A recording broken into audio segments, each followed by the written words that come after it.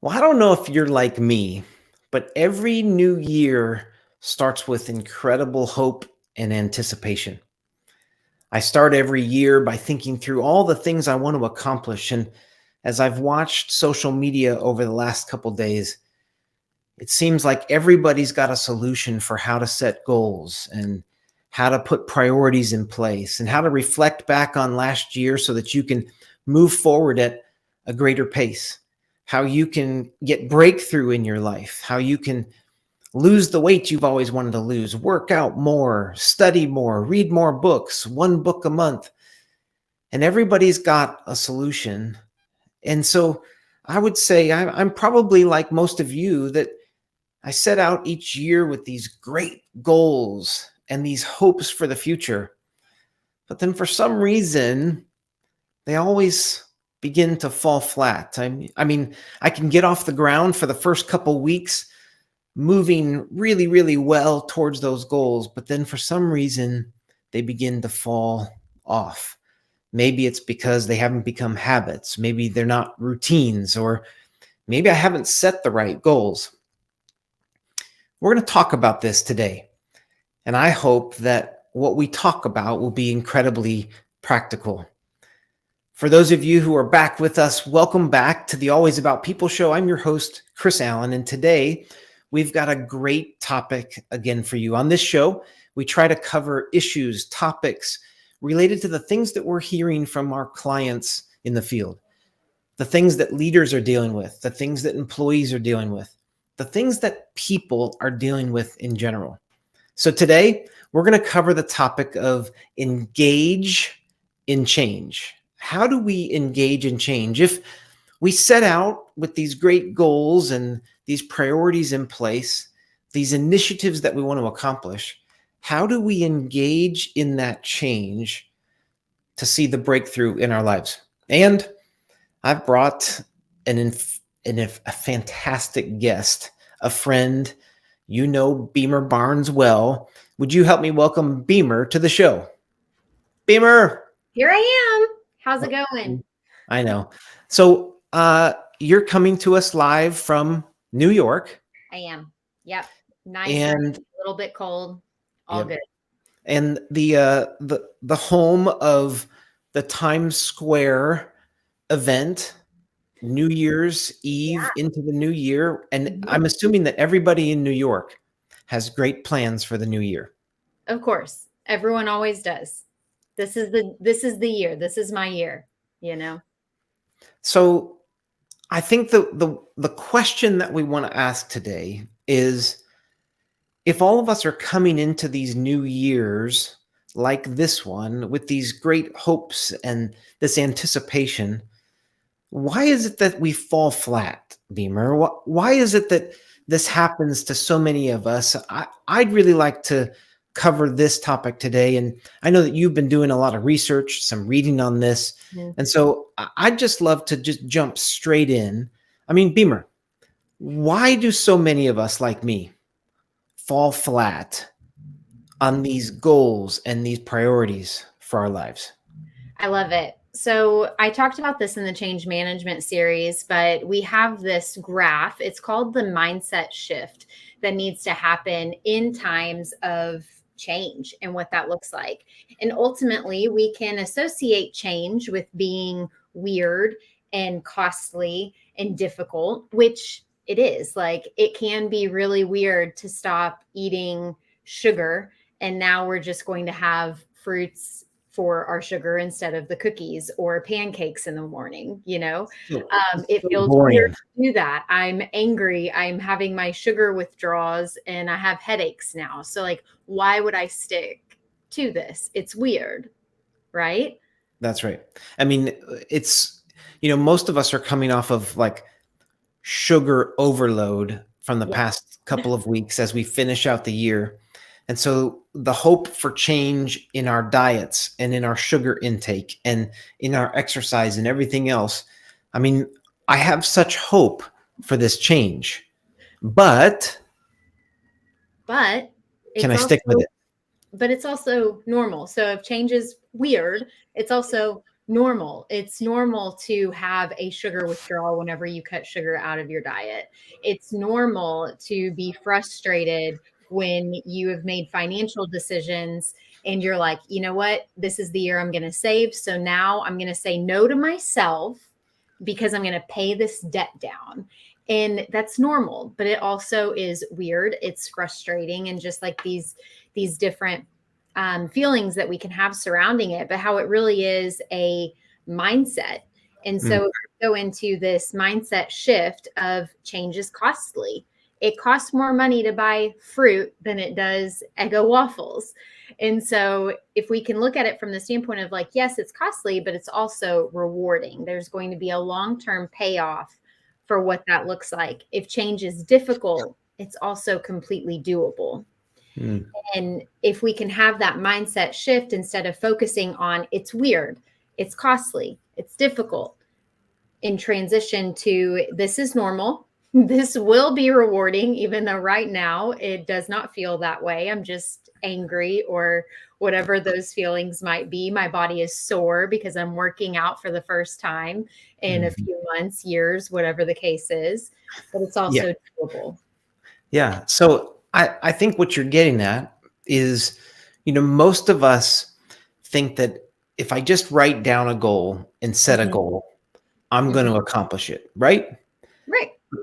The problem though is what you are explaining is there's a mindset issue around change Mhm. that we need to deal with before anything can actually become a reality. That's what you're saying, right?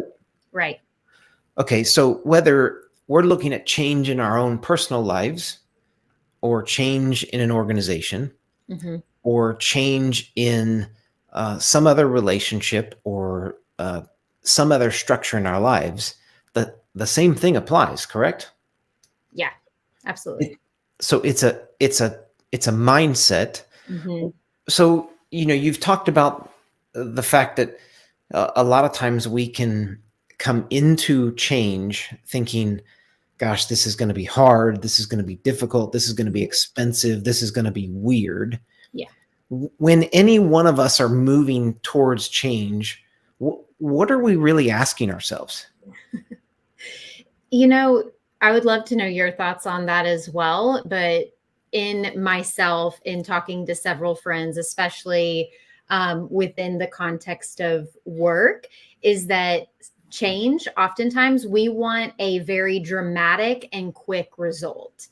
And change, at least lasting, sustainable change, takes time, dedication, sacrifice. It's not convenient. It requires risk. It brings up insecurities and fears. And that's like the best kind of change. But it is so rewarding on the back end. It makes sense when you look backwards, not whenever you're currently sitting in it. But if we can really invest in the duration of what change is, instead of just wanting these like quick fixes, I have a wedding in 3 months, I need to fit into this dress, or, that's one of 10,000 examples we can Mhm. give. But it takes commitment and Yeah. accountability to yourself first and foremost to stay committed to those change, whether that's within an organization and you're leading the change, a commitment to the duration of it. If it's for your family, if it's for yourself, but it's having that commitment internally, I think is one of the first steps to really engage in the change that we want to see. Yeah. So really what you're getting at is I have to be really sure I know why this Yeah. change is happening. I mean, like, because if it's just, I mean, if my why is to lose weight, to look better, to Hmm. fit into something, to wear a swimsuit, to whatever, You're look, right. you know, like, like, okay, that's a why, but a different why would be, I'm really trying to be healthy. Like I Right. need to be And healthy. that's more sustainable because it's a lifestyle shift instead of just like, oh, I want to look good in this swimsuit, so let me go ahead and like do this crash diet. I'm only having juice for 3 weeks, whatever it is. And then it's like, well, how come I keep bouncing back and forth? Mm, And it's the same, like if we want to go into reading books, and we can read all of the books, but if we're not applying that knowledge and deploying those resources that we're learning, then what is it actually benefiting in the long term? yeah. Because we can read all the books, but maybe it's reading one book for a handful of weeks, months, whatever, and really sitting in the content of it instead of just trying to read it all because we said that we would. Well, that now gets at certain personalities. So Right. the achievers that are watching the show will set a goal and will be so committed to that goal just to simply check it off. So reading one book a month becomes more about reading one book a month than Right. getting anything from the books that you're reading. Mm-hmm. And so why you're doing something, it determines a lot of the ability for you to sustain that change. So, okay, I'm going to read one book a month. Mm-hmm. Well, is why I'm doing that so that I can post a picture each month of the book that I'm reading and make everybody in my network think I'm really smart? Right. Or is the purpose of reading that book once a month to actually improve or learn or grow or be able to apply to something else? Two different whys probably changes the ability to sustain that change. Right. And then you also bring up something else. And I know you and I haven't necessarily talked about this, but the most impactful, I think, if we were to think of our lives individually, if we were to consider different organizations that we've worked with, the most impactful and sustainable change is often private. It's not stuff that is displayed all over social media. It's not the right hand knowing what the left hand is doing. It is this sustainable, I'm working on this for me because of what that commitment is, Mm. instead of broadcasting, here's all the things we're going to do for 2023, and all of the hoopla that can kind of an affirmation that can come from that, instead of like putting your work where your mouth is, so to speak. Yeah.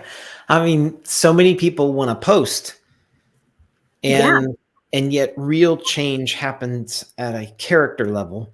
absolutely. And to your point, much of it probably should remain more private than Mhm.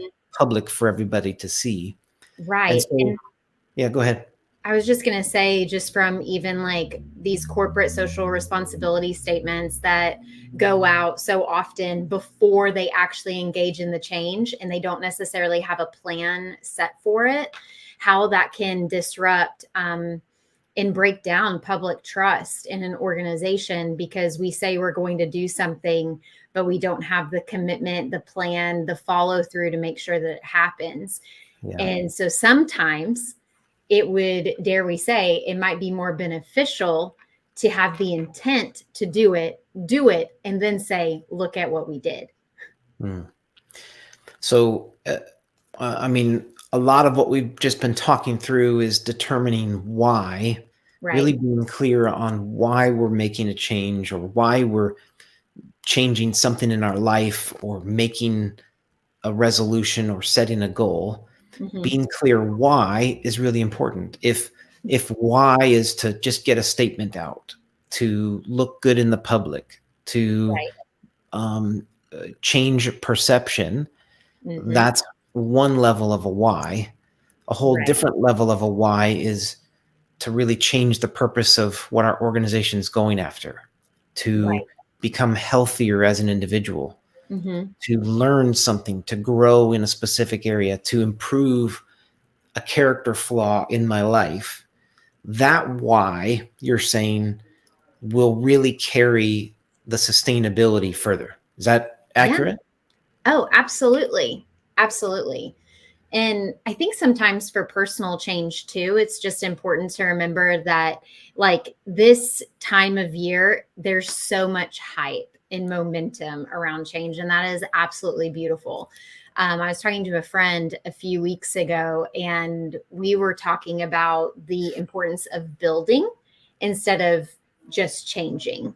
Is Mm, it possible for me to build off of the decisions that I already have made and the person that I ultimately want to be, that why? And can I build off of this instead of being so focused on all of the things that I'm not or isn't working, and instead just go, these are the things that are like really going well. How can I build off of these things instead mm, of being so focused on changing the areas of, weakness, insecurity, and inadequacy, but really building off of the things that we are finding our natural bend towards. mm. Yeah. No, that's good. So if I can be really clear about why I'm Mhm. doing something, I I think, we didn't show it yet, but that model that you were Yeah. talking through Mhm. um, talks about a couple other questions as well. And one of them is really becoming clear about what will this change look like in the future. So, Right. under proposed change, yeah, what is changing? We talked about why, being really clear about why, but then being clear about what's the future state is also really important, correct? Absolutely. Yes. Knowing where we want to go with it. Mm.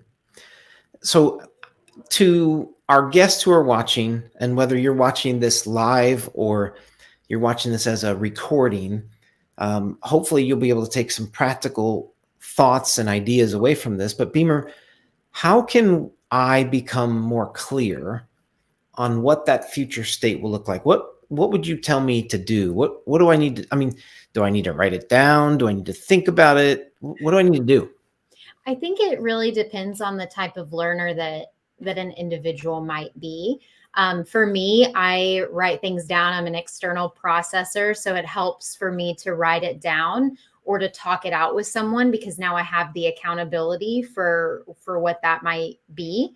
But for others, it is like getting quiet and sitting down and really processing how we might be feeling surrounding different areas that are giving us angst.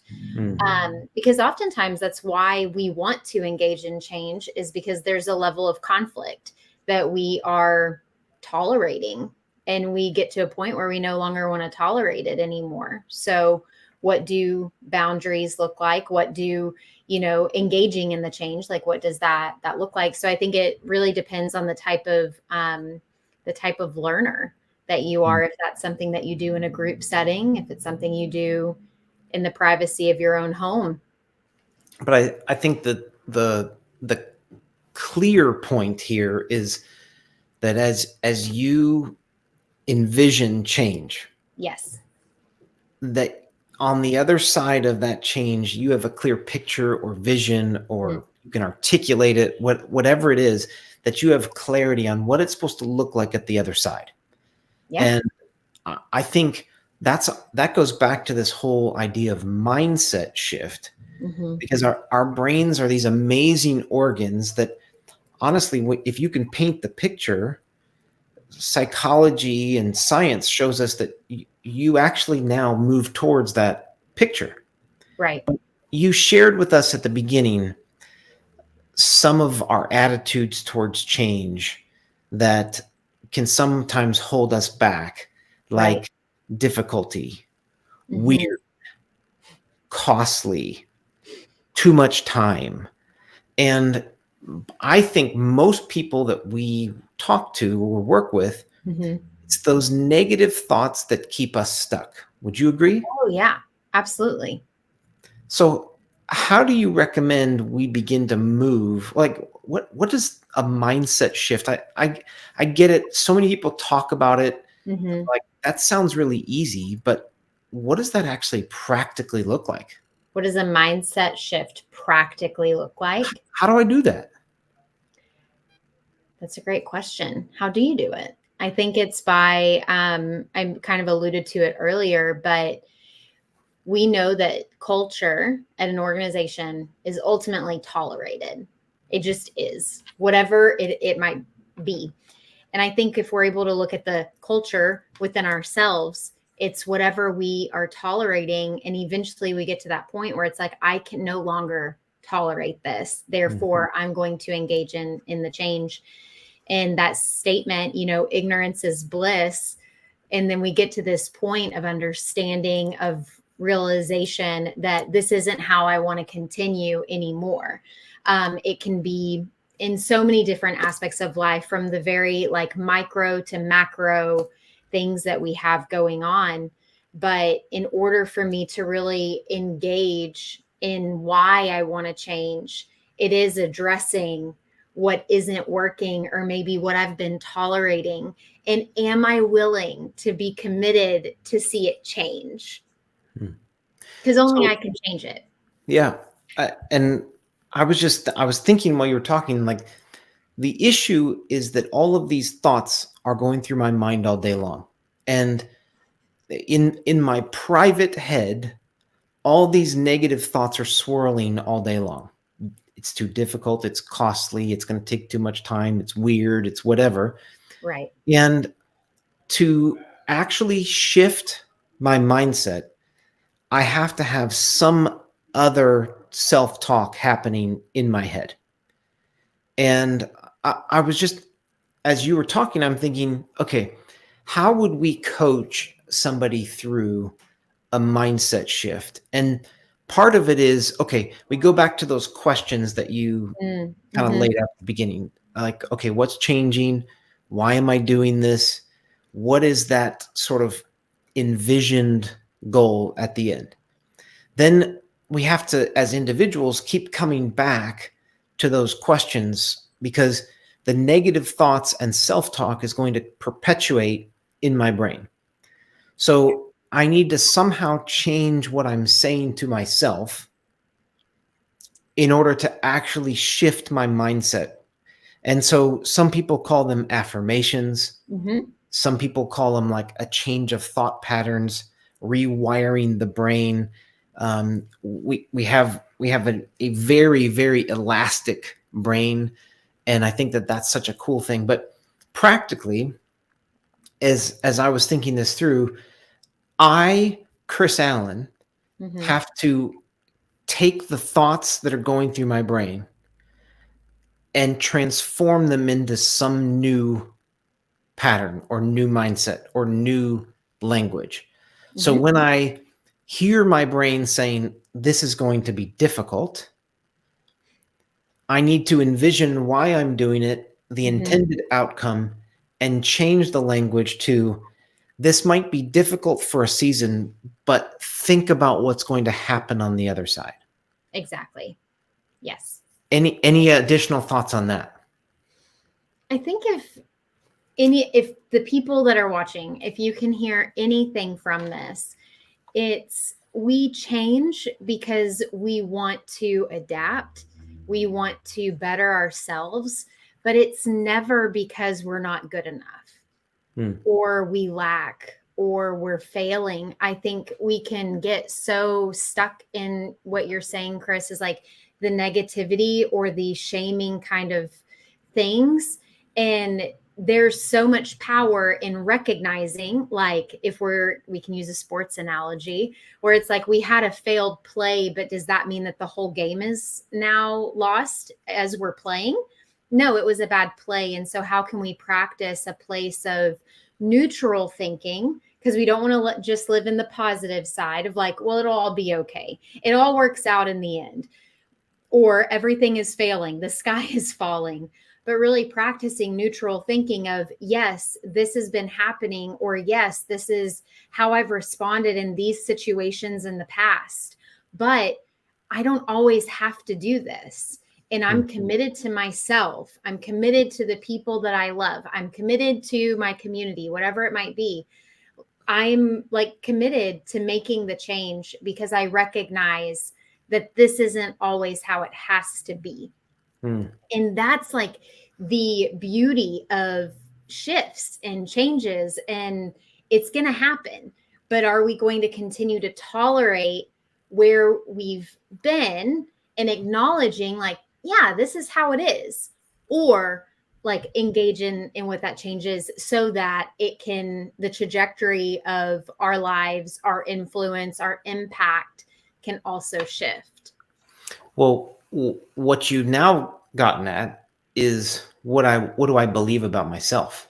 Right. Like Yeah. you used the word shame earlier, and I think Mm-hmm. most of us at the start of a new year, we set these great goals, we have this hope in place, and then the negative thoughts begin to swirl. That's going to be difficult, that's going to be costly, that's going to take too much time. That turns into shame. Gosh, I'm such a failure, which Right. now becomes a pattern of belief like I Mm-hmm. can never accomplish what I set out to accomplish. Right. And the negative thoughts become beliefs, and these attitudes actually now transform my behavior. Right. So my behavior never changes.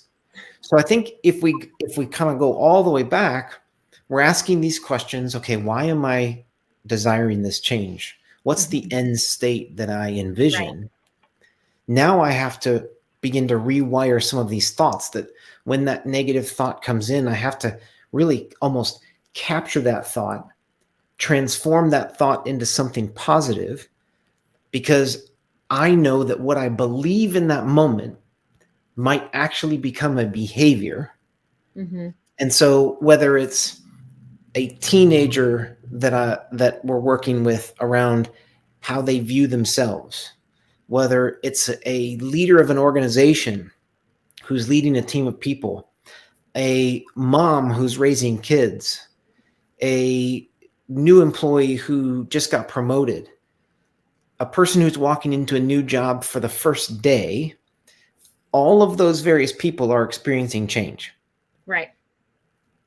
Now, what do you believe? Because what you believe about yourself, what you believe about that change will ultimately determine your behavior. Right. And honestly, if all you believe is negativity, it's going to transition into your behavior, and I promise you that change will not occur. Like, is that clear, Beamer? Like, is the thought process there? I think it's clear. I mean, Yes. but so Change is here's not that, it's interesting because change is difficult, but it's also just so normal and it's going to happen regardless. so do I let it happen to me, or do I do something about it? Or do I do something about it? That's based on the individual. Hmm. Okay, Beamer, to our guests who are starting a new year, who Okay. have probably written down somewhere a few goals, Right. a few New Year's resolutions, Right. what would you, Beamer the coach, tell these people in order to accomplish those goals, in order to see the breakthrough that they want? How would you simplify this for them? I would encourage them for your goals, if to really envision why this is important to you. Define it, label it, give it a name, and really sit down and like focus on, is this truly what I want and where I want to go? And then break it down into bite-sized pieces. If we, I know that we've talked a lot about weight and debt because those tend to be like the two most important things coming out of the holidays, spending so much money on gifts and whatnot and eating to our heart's content and our pants no longer fit. Like we get it, it's all there. But it's like, if those are the two goals that a lot of people have at this time, then break it down into bite-sized chunks. Like, what is the monthly goal? What is the quarterly goal? And then what is the annual goal? So that you're able to fully like commit to it and really accomplish it, instead of it being this overwhelming, we need to remodel the entire house in a weekend. Not going to happen. It's just going to be a big mess. But how often we can approach goals that way. So if I were coaching somebody, I would walk them through a variety of different questions on, why is this goal important? How are we going to commit to it? And how long is it going to take? and what that commitment fully looks like. Yeah. And then I think just based on our conversation, the one thing that I would just encourage everybody watching is to be really aware of the negative thoughts. And I know that this wasn't scientifically backed up, but there were some numbers that people were throwing around on the internet from a study from, I think it was the National Science Foundation, that said we think 40,000 thoughts a day. 80% of them are negative, and 98% of them are the same thoughts we had yesterday. And I think, by the way, just for all of our guests, I think that they found that was all just made up. So anyway, but the point is that the point is this: most of us probably have negative thoughts circling in our heads constantly. And once I've had Beamer's help in defining and why and breaking it down into small pieces, I need to be aware of how my negative thoughts are impacting my beliefs, which are impacting my behaviors. And I think what I want to just share with our guests is, all right, instead of just going into another year where you've written down your goals, how can you take it to another level this year to answer why, to envision the end result, to break it down into small pieces, to be really aware of your thought patterns, to shift your mindset from the negative to the positive so that you can see change in behaviors. All right, Beamer, you have the last word. What else you want to share? All I would say is that if you feel vulnerable, that's okay. Vulnerability, defined by Brene Brown, is emotional exposure and risk. And so there's part of it where as we're engaging in change, we just feel so like emotionally exposed, and that's normal and that's okay. And then lastly, that change is, if it's being shared, I would just encourage you to ask the question of, am I sharing this for accountability? Or why do I feel the need to share it? Just because once we share it and once we tell people, we're now held accountable to make sure that it's done. And whenever it's our own personal lives and little goals that we've set, it reads one thing. But if you are a person of high influence within an organization, a leader, that can get really messy sometimes and hurt people. And so if we're engaging in change, making sure that we're sharing it for accountability, or we're working on it within our private selves and sharing it with the individuals that can hold us accountable to see it through. All right. And that's a wrap.